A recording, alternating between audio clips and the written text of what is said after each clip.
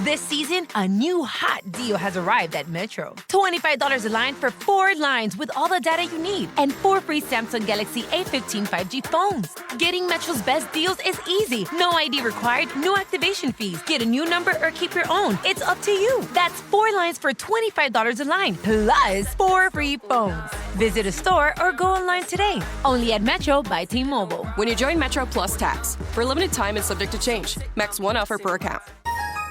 My dad works in B2B marketing. He came by my school for career day and said he was a big ROAS man. Then he told everyone how much he loved calculating his return on ad spend. My friends still laugh at me to this day.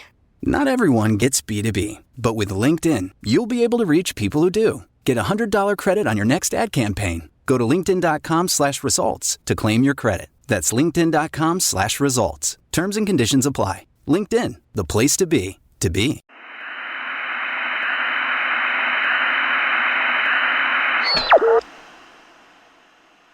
This episode of The Wrong Station includes a scene involving sexual coercion. We've tried to be responsible with this depiction, but some listeners may need to skip it.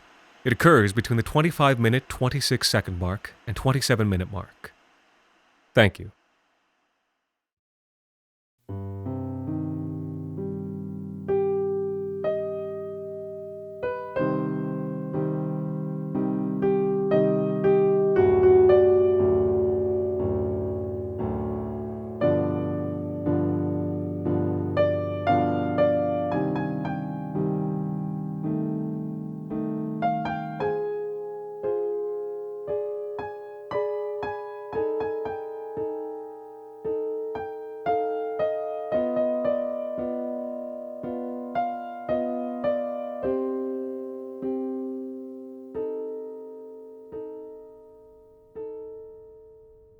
She loved to get lost in those films.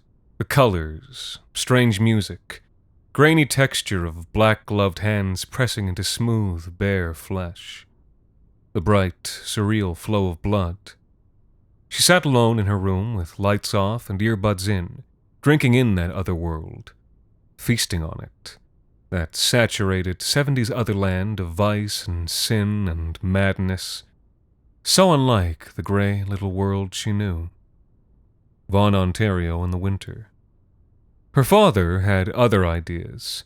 In the gray of a morning when she was 17, he'd sat across the breakfast table from her, his big square hand dwarfing the big square coffee mug as he toyed with its handle. "Monica, I don't want you watching those movies anymore. They're filth, pornography. It isn't art, no matter what you've been reading, and I don't want it happening under my roof." Monica never said a word in her own defense.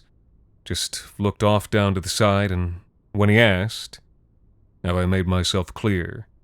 nodded and mumbled the words, "I guess so." She didn't even look over to the sink where her mother was washing dishes by hand in the pale gray glow. Small and slender woman whose delicate face so mirrored Monica's own. Never bothered looking to her mother for help because she knew her mother would never speak up for her, would never even speak up for herself. Monica's father stood, rested that heavy hand on his daughter's shoulder as he made his way out of the room. "That's my girl," is what he'd said.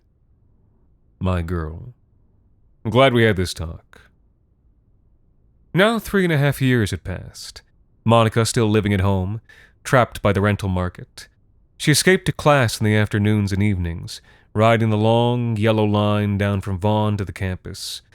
Long hours adding up in the yellow-gray light of the swaying train. The ads all blurring together, darkness riding by outside the scratched-up plastic windows. But when she stepped into the great dim womb of the lecture hall, her world at last came clear in 70mm film. The yellow flicker of the vast projector screen in that 2/3 empty hole. When the film and lecture and discussion were over, she packed her things up slowly and was always the last to drag her feet out into the bleary light of the empty halls, the fracturing fluorescent reflections on cold terrazzo. She always lingered, trying to drink the last of freedom before a northbound train hurled her to homeward exile. And it was always a mistake, because Vittorio was always waiting for her. "Hey, Monty, how you doing?" He'd fallen in beside her, wearing a wide, panting grin. I'm fine, thank you, Vito. I was wondering, what are you up to this Saturday? She had told him several times, in her own half-hearted, halting way, that she was not looking to date right now. She hadn't ever told him what her own heart screamed every time she saw him, which was, not you, never you, so long as I live. And maybe he saw some ghost of this feeling on her face, because he raised his hands in a placating gesture. I know. But look, it's not a date. They're just playing Seven Deaths in the Cat's Eye at the Real on Saturday, and I thought you might want to come. You know, as research. He winked. She reached up to play with her hair, not flirtatiously, but anxiously, trying to hide behind it. She wasn't stupid. She knew a date when she saw it. I'd really love to, Vito, but it's just that there's some family stuff I'm supposed to go to that night. Sure. His smile faded. But it's just, well, it's a shame, It's a great film. The sort of thing you should see to broaden your horizons. Hey, I was talking to my Aunt Sylvia the other day? You remember her from church? The big handbag? Her skin crawled. She didn't like the abrupt pivot, and she didn't like it when he reminded her they had that thing in common, the church. It was always a reminder that he thought he had some claim on her, that he thought she owed him something. I remember her. She was always nice to me. Monica lied. Yeah, nice lady. Anyway, she said something funny to me, Not, haha, but, You know what she said? Monica shook her head. By now, Vito was smiling again. What she said was she was talking to your dad, and your dad said you were doing something to do with accounting? And I was like, wait, do Monica's parents not even know that she's taking film courses? Hey, listen, I know they're kind of old-fashioned and all, but I don't think they'd be against it. I mean, film itself is pretty old-fashioned at this point, no? But anyway, I was so caught off guard that I almost let it slip to my aunt that you and I had classes together. Can you believe? It'd been pretty bad, right? But I caught myself at the last minute. Oh yeah, I told her. I sometimes see her around the Commerce Building. Which was technically true, right? I mean, we're around the Commerce Building. Like in the same vicinity, So I thought that was pretty clever. Especially since Aunt Sylvia, she's a smart lady. She can sniff out a lie if you're not careful. So it's a good thing I was, eh? Pretty close call, huh? Phew. He mimed, wiping his brow, and grinned at her. Didn't have to say anything else. Didn't have to spell out the implied blackmail by saying something like, be a shame if your parents found out. He knew she was smart enough to put two and two together on her own. It was part of what made her interesting to him. He also knew she could be pushed around. That was another thing he liked. You know what, Vito? She licked dry lips, and he looked at her with interest. I think I could actually swing that movie on Saturday night. You mean it? And for a moment, the meanness and calculation were gone from his smile, and his face was just boyish joy. She looked down and to the side, mumbled the words. I guess so. Great! Film starts at 10 p.m. His round face brightened. And, of course, we'll have to go for drinks and dinner first. Right? And of course they did. And even though she squirmed through it, dinner and drinks weren't too bad, because at least they could talk about the movies they both loved. And then 10 p.m. rolled around, and she was able at last to lose herself among the crowd of interesting and well-dressed people filtering below the Art Deco marquee of the Real. And though she hated the way Vittorio leaned over the armrest to press his shoulder into hers, she was happy for all 95 minutes of the film's runtime. The bizarre gothic of murder and incest, the absurd charm of Italian actors playing Scottish lairds. But then the film ended, and she was left standing on freezing pavement under cold mummified honey locust trees in the middle of a January night, and Vittorio grinning at her expectantly. Wow, it's late. Yeah, I guess the film didn't start until 10. I don't really want the night to end, though. I'm still just so amped up from the movie. Hey, my apartment's just around the corner. You want to come up for some tea? No, I have to catch the last subway up. My parents are expecting me. His face fell. Boyish sadness. Maybe a flicker of concealed anger. Right. I forgot you were still living at home. Well, maybe next time you can crash at my place, so you don't have to worry about leaving so early. I guess, maybe. Well, he was suddenly brisk and a little chill. It's cold. I'm gonna head home. Last chance if you want that drink. She shook her head. Yeah, well, have a good night then.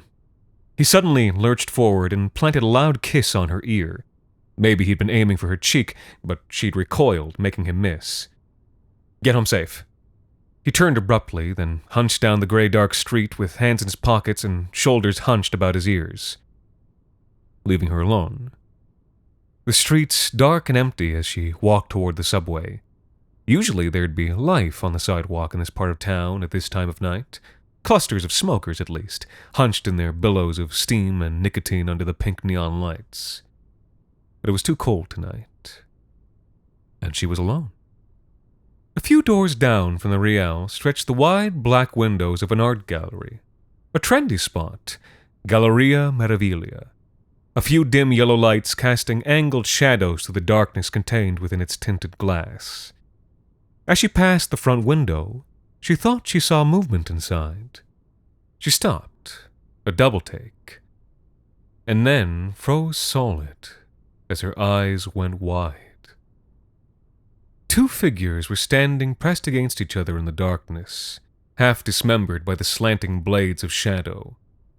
For a moment she thought they must be lovers, for she had the impression of black lace and bare female flesh writhing in the grip of strong hands.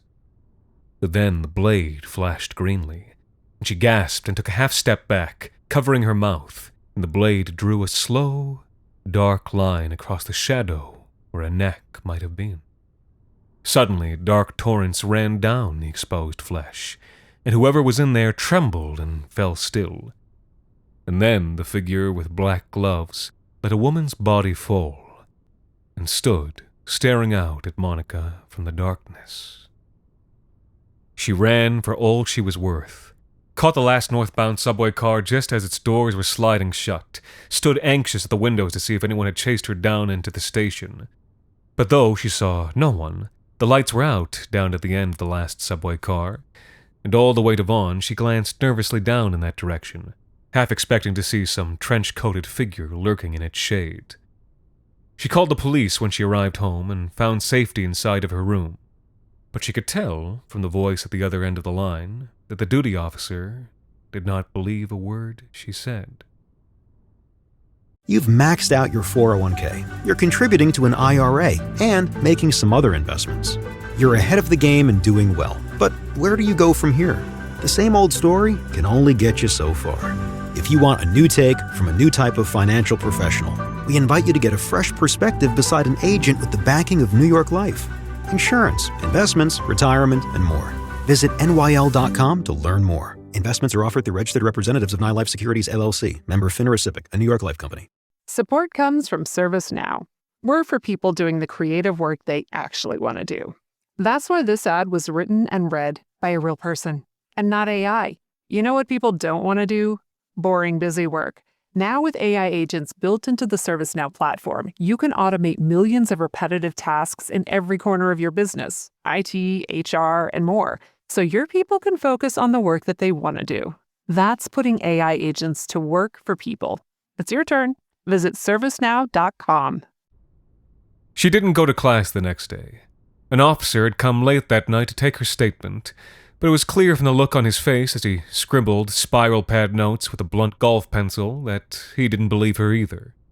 At one point, when both her parents were out of the room, he'd made a leering pass at her. When he left, her father told him, "I'm sorry our daughter wasted your important time." She helped her mother with the laundry that afternoon. They worked together in silence. It wasn't until they were folding up her father's shirts that Monica found the strength to whisper a question. "You don't believe me either, do you?" It took her mother a full 90 seconds to murmur an answer. "I believe that you believe you saw something." She gently placed one of her husband's shirts into the drawer. But you don't believe it was real. Another long pause. You're a sensitive girl, Monica. Sometimes you... She didn't finish the thought. My little sister was the same way. She said instead, you take after her as much as me. It was the end of their conversation. Monica's mother didn't like to talk about her sister, Teresa. Monica had barely heard the woman's name. The next morning, hunching over the breakfast table, her father told her, You're going back to school today.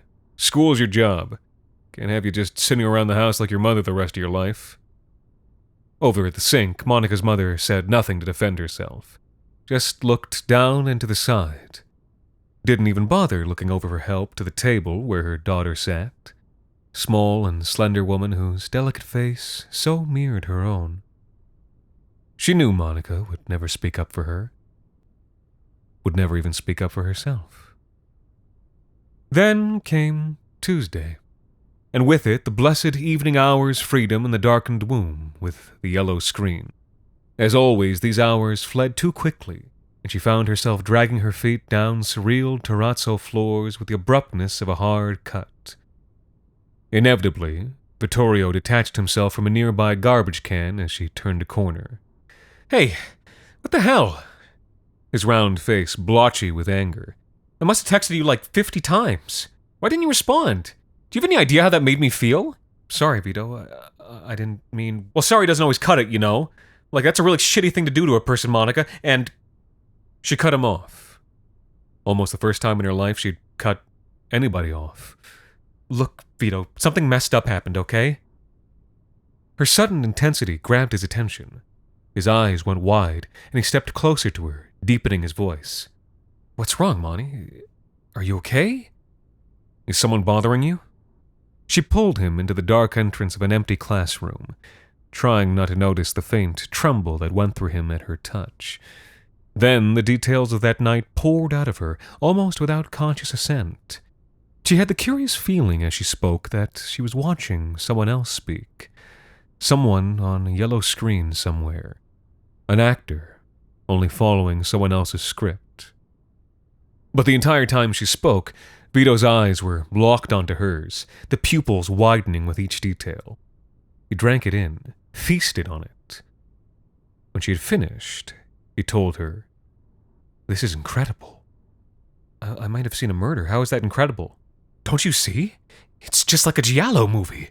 A mysterious crime is witnessed by a beautiful woman, and she has to solve it, to prove to herself she's not mad.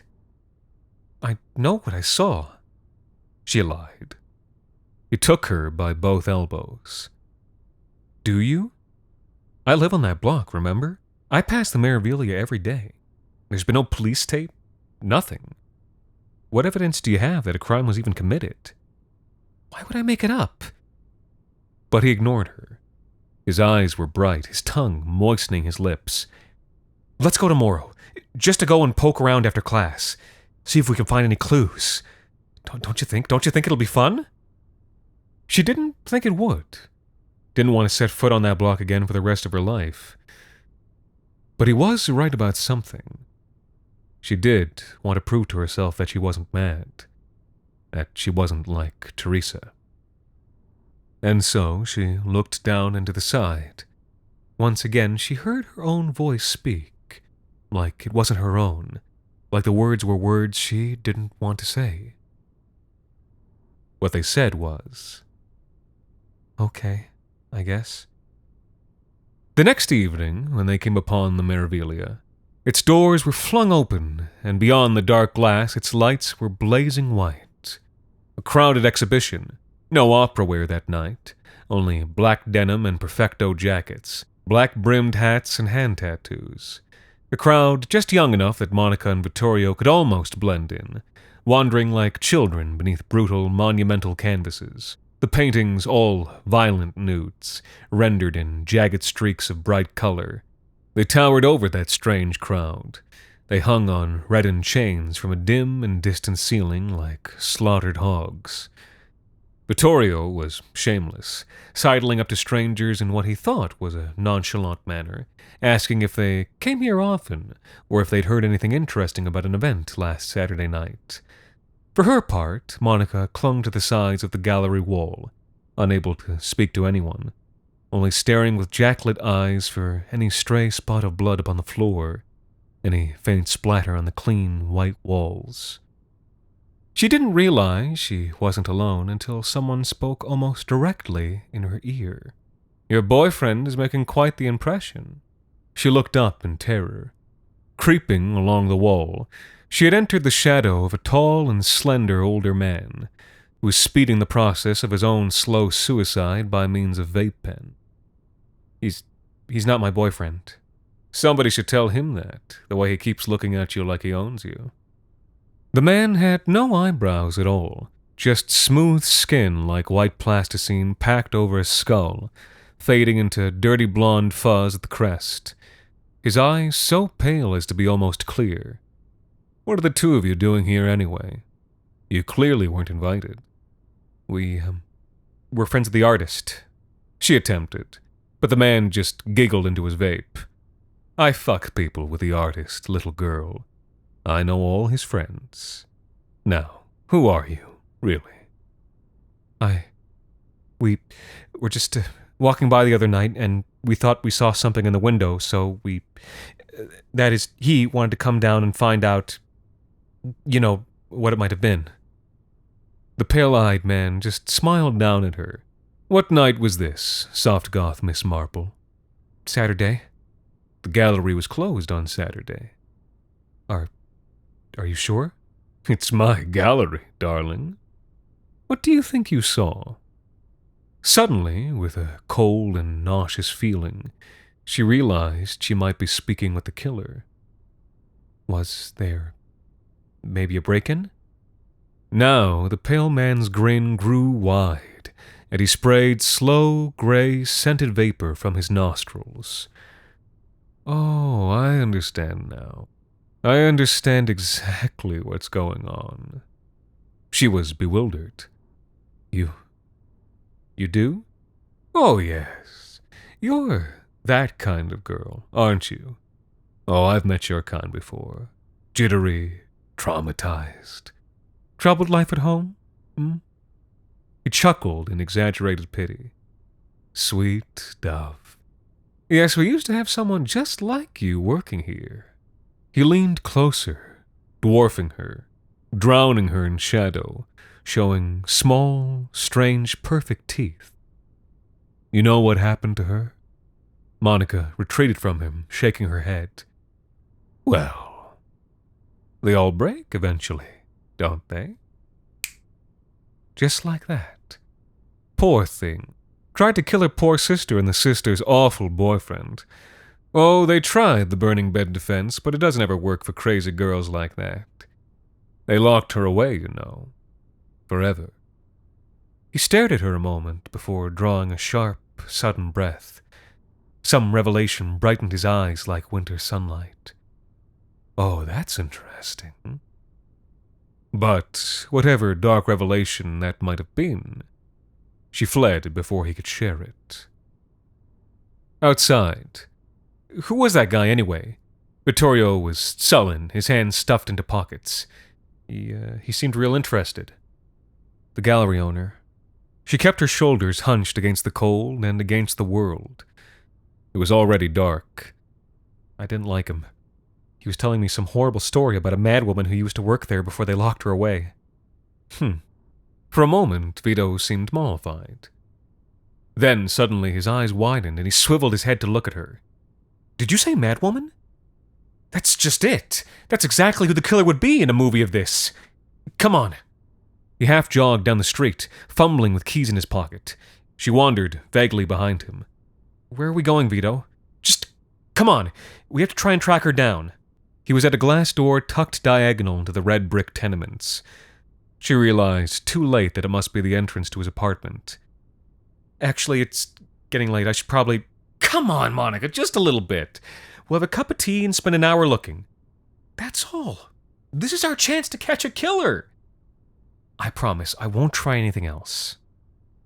But when she followed him resignedly upstairs, it wasn't tea, but bad red wine he plied her with. And as he hunched at his computer digging through old newspaper archives for mentions of art galleries and mental health crises, he kept glancing over his shoulder at her and trying to refill her glass. She allowed him to, the fewest times she felt she could politely get away with, and the rest of the time she stared out the window at the black, cold street and the cold orange lights, imagining she lived in some warm, different place, some different time, that she dressed elegantly and that she was with someone else, some vague, handsome presence she could scarcely imagine. After almost an hour of this, Vittorio sat upright. My God, this is it! Monica blinked. Fantasy evaporated. Cut back to a cramped, cold apartment above a black and orange street. July 17th, 2007. Vito was reading. Blah, blah, blah. When 22-year-old Teresa Crispino attempted to murder her sister and brother-in-law in their sleep at a West End Toronto apartment. Mrs. Crispino, who has been charged with attempted murder, was an employee at the Galleria Meraviglia in Little Italy. He shook his head, laughing in wonder and disbelief. This is it! This is really it! He turned to her as she stared at the screen, trying to make further details emerge, writhing from the short, terse text. Don't you see, Monica? This is the break. We've done it. We've found her. This is how we proved to everyone you saw what you saw. He had taken hold of her hand between both of his and was gently stroking the base of her thumb. Aren't you excited? Was excited the word? No. She felt lost and confused, and something about the revelation filled her with an ominous feeling she didn't fully understand. She did not know the name Crispino, but Teresa was all too familiar, too coincidental. Was this it then? The reason her parents had always driven her away from the things she loved? Her mother's lost sister, a high-strung, sensitive girl just like her, who'd become embroiled in the world of art and found something there that had shattered something fragile in her. Vito kissed her. It came as a surprise, and it wasn't welcome. But she found that it wasn't a bad kiss. And though she didn't kiss him back, she didn't push him away either. He kept kissing her, and though she didn't want him, she didn't know what she did want, and he wanted her so badly. And there was something about that clarity of purpose which she felt she just didn't have it in her to resist. And so she let him push her over on the couch and begin to undress her. She guessed that they were friends, and she guessed he wasn't so bad to look at. And she guessed that it might be nice and there was no reason not to. And she guessed that if she gave him what he wanted, then maybe he would leave her alone going forward. And so she responded a little with small, cold kisses, and let him steer her to the bedroom. Full black sky outside by now, with dry brown leaves rattling against the window. Fumblings in the dim and musty bedroom, half lit by orange streetlight bleeding in the tiny upper window. Then the rustling of a condom wrapper. Then the awkward part. Sometimes uncomfortable, sometimes nice for a few moments. And the room was all dark, and she could imagine she was with someone else. Someone faceless, wearing black gloves. Then he shuddered unexpectedly, and for a moment she thought he'd climaxed. But then the bright, hard tip of a knife thrust out like a tongue between his teeth, and a sputter of searing blood fell thick across her face and neck. She screamed and screamed as he was lifted off her by the knife and tossed aside. The black silhouette towered over her in the darkness. Only a rogue beam of yellow light lit up the black-gloved hand and bloody blade.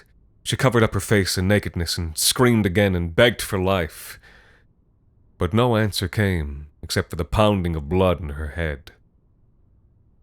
She eventually dared to uncurl, dared to look up. At an empty ceiling, a dim panel of streetlight in the darkened chipping paint. And then, as she rose, trembling and weeping with the bloody blanket wrapped around her. She found only a great emptiness in that black apartment. Nothing and no one there. No sign, no trace, as if a great, invisible force had coalesced for one moment like a storm touching down, and then dispersed. Nobody there. The killer gone. She was left alone in Vito's apartment, with Vito's body. She rested one hand on his cheek as she looked into his clouding eyes. A gentle-seeming gesture, though not of kindness, but to convince herself that they were real. By the time she'd cleaned the blood off herself and stepped out onto the street, it was past 2 a.m., the street lights half burned out, and the sidewalk throwing back faint orange light from the black frost. Maybe 22 below. It was far too late to catch the last train, and she didn't know what she was going to do. Maybe the safest thing was to wait in Vito's apartment till the subway opened at 6. But the killer could come back at any time, and the thought of Vito lying there, staring up with empty eyes and black-scabbed lips. Almost sleepwalking, moving almost without volition, she crossed the empty street toward a humming sign shaped like a pink neon automotive accident. The bar's name on a sign in the grimy window. The Wreck. At least it was warm inside, and the walls painted red like a womb. They were playing a song she didn't recognize as Vivian Girls by Fucked Up, the music discordant and strange to her. The place almost empty, which came as a small blessing, and so she slid onto a stool at the bar and stared at her hands. "You looked like you could use a drink." The bartender, tall and handsome, clean shoulders, and he looked a little like the singer from Coldplay. "Yeah. Yes. Just vodka, please." "On the house. Is everything okay?" Yeah, well, actually, my date kind of ditched me. Now I'm stuck downtown." He whistled through his teeth. "Piece of shit. How far do you have to go?" "Vaughan Avenue? Ontario." "Yikes. Well, I can call you an Uber." She suddenly realized she didn't know where her phone was. I don't know how I'd be able to pay you back." He shrugged, thought for a moment. "You could buy me a drink on Saturday." She'd never been asked out in such an easy way before. But even though he struck her as warm and decent, Vito's body was barely even cold, and even though she'd hated him... Had she hated him? Yes. Even though she'd hated him and was glad he was dead, she still couldn't get away from the idea that he had some claim on her. That she owed him something. Especially now that he was lying cold in his own apartment with a hole through the base of his skull because of her. The bartender saw her hesitate and hung his head with a rueful smile. "If it's a no, it's a no," he said. "I'll still call you an Uber." "No," she heard herself saying. "It's fine. I mean, yeah, Saturday sounds nice, I guess." "You guess?" It sounds nice." "Wonderful." He smiled wide and warm and charming, stuck out a strong hand to introduce himself. She felt her own hand was small and strange as a bird's foot as she shook it. "Then it's a date," he told her. "I'm Caleb, by the way." When she arrived home, it was just past 4, and her father was waiting for her at the breakfast table. He had a glass of brown liquor in his hand, and his eyes were rimmed with red. "And exactly what time do you call this?" She hung her head and said nothing. "Where have you been, Monica?" And when she said nothing, he set down the glass and pushed slowly to his feet. A large man, very strong for his age. The table creaked as he rested his palms on it and leaned his weight forward, the blackness of the kitchen window framing him behind. Nothing to say for yourself?" "I'm sorry," she mumbled. "You're sorry?" He was very quiet, his voice very calm. "You slouch into my house like a whore at 4 a.m, and you're sorry." I'm sorry," she said again. She didn't know what else to say. He sighed, hung his head for a moment, then came around the table and crooked a heavy finger under her chin, lifting her face to look at him. You are my daughter. Do you understand me? And how you act reflects on this family. All right? Your mother and I raised you better than this. You know how you're expected to behave. Now act like it.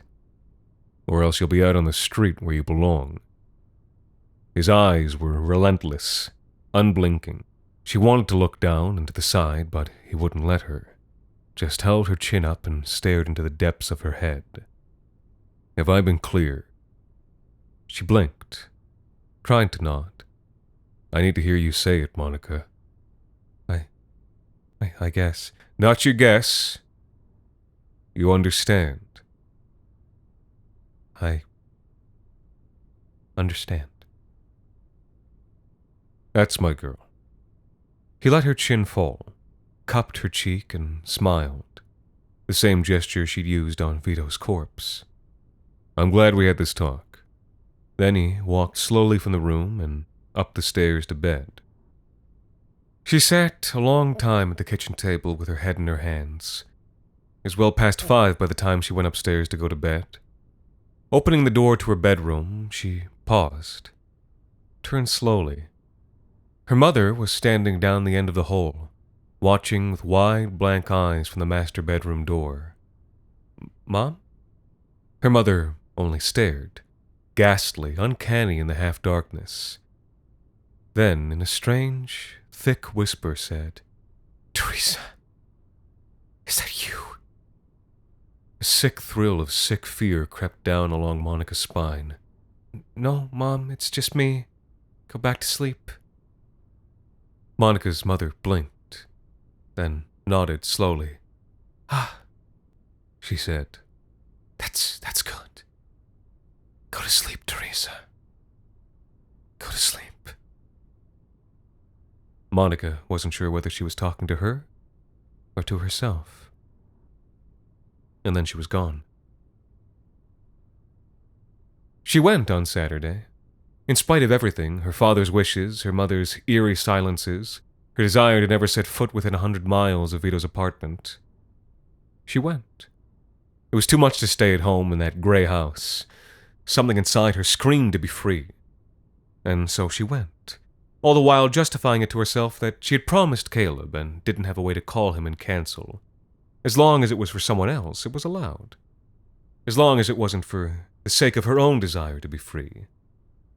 She rode down the long yellow line under the yellow-gray light of the swaying train, emerged into the cold blue-gray light at the end of a Toronto winter's day, walked alone down frost-matted streets she'd come to know too well, under orange sidewalk lights just starting to shiver into life, passed, with a shudder, the Meraviglia, with heavy curtains now covering up its black depths. She paused outside of Vito's place. No police tape on the door. No sign of any investigation. Some strange urge caused her to knock. No answer came. But when she stepped away and looked up, she saw him waiting at the window, with his black lips and a bit of brainstem hanging from his mouth. As she looked up in blank terror, he slowly smiled. Caleb was waiting for her at the wreck, just as she remembered him, warm and kind and handsome. I didn't think you'd really show, he said with a smile. Yeah, well, I owed you. I hope you didn't come out just out of some sense of obligation. She looked down into the side. No, she said. I thought you were nice. I'm glad to hear it. He leaned in slightly. I think you're really beautiful, Monica. You got that look, you know, like something out of an old movie. One of those Italian films from the 70s.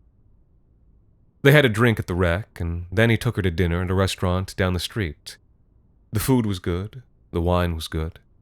Caleb was kind and easy with her. Never talked over her like Vito did, or her father. He paid the check. When they were walking out into the cold, she asked him, Did I just make you up? He laughed. What could she possibly mean by that?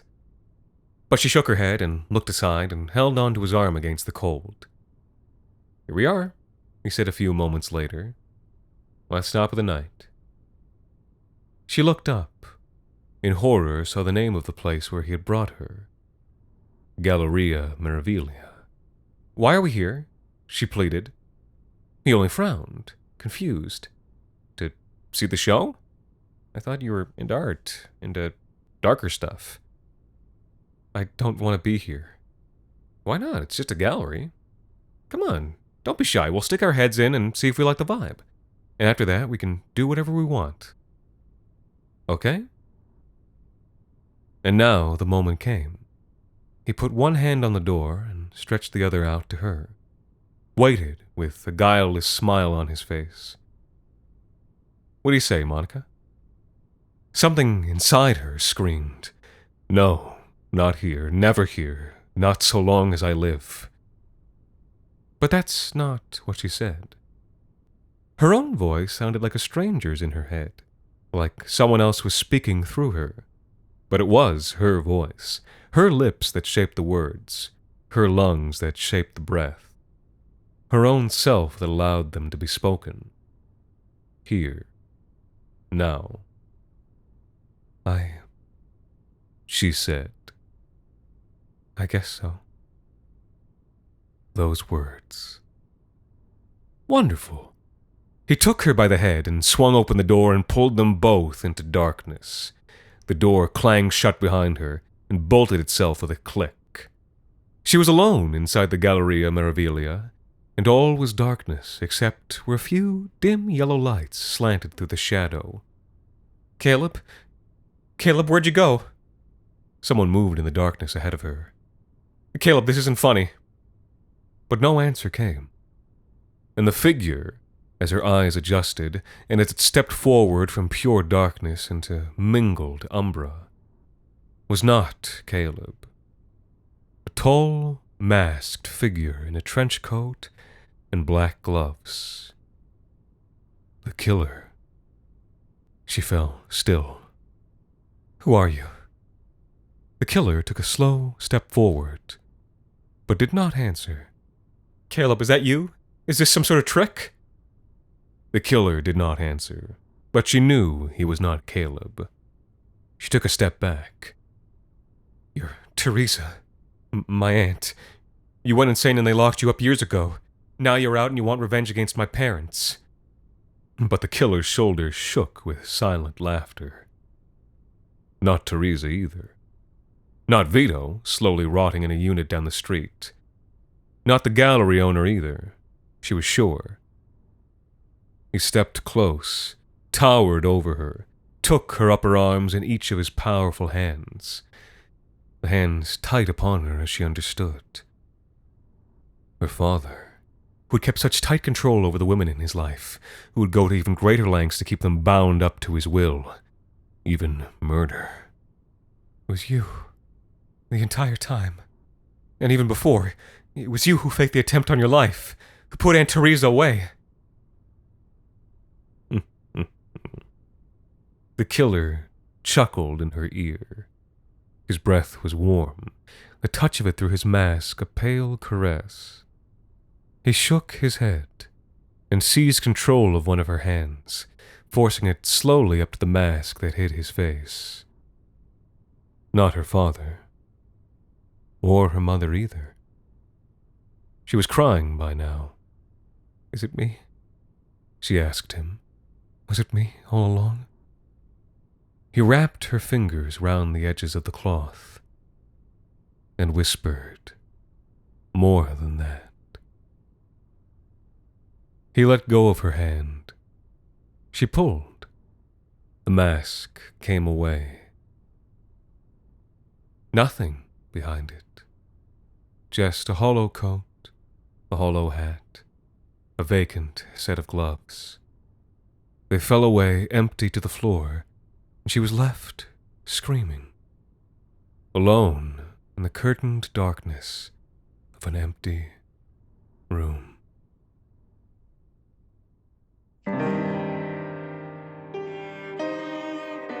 The Wrong Station is made possible with the generous support of our listeners on Patreon. Patrons can listen to The Wrong Station ad-free, as well as get access to bonus episodes, discussions, and more.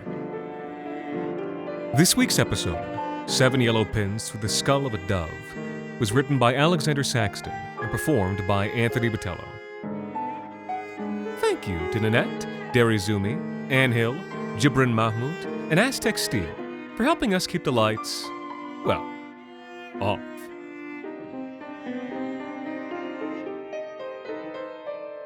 The Wrong Station is co-produced by Alexander Saxton, Anthony Botello, and Jacob Duarte Spiel, with music composed and performed on the piano by Ilan Citrin, and arranged for the viola and performed by Viola Schmid.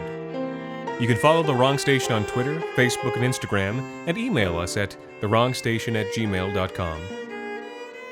And until next time, thank you for listening.